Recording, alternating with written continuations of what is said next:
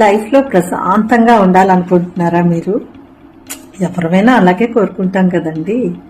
ప్రశాంతంగా ఉండడం కంటే లైఫ్లో ఇంకేం కావాలి?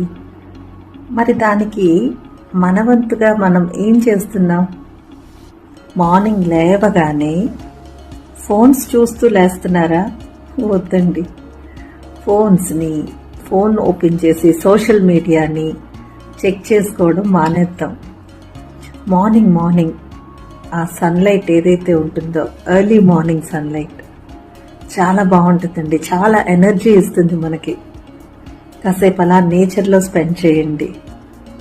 మీకేం కావాలి అనేది ఆ టైంలో మీ గురించి మీరు ఆలోచించుకోవడానికి మీకు టైం దొరుకుతుంది. మంచి టైం.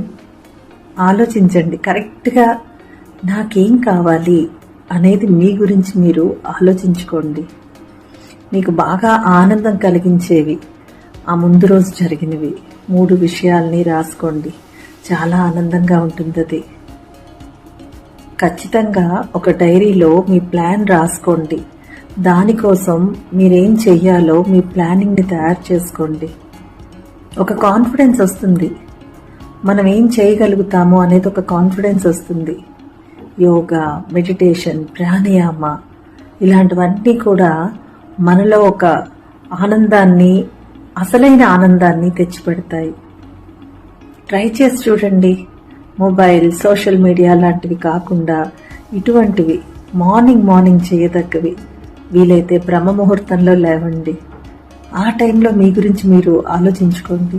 ఎంత మంచి థాట్స్ వస్తాయో, ఒక పాజిటివిటీ పెరుగుతుంది.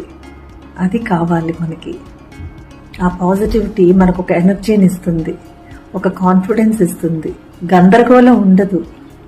ట్రై చేయండి. ఇలా ఒక 21 days పాటు ట్రై చేయండి. ఇది మీ లైఫ్లో ఒక భాగం అయిపోతుంది. చాలా ఆనందంగా ఉంటుంది. అర్థమవుతుందా?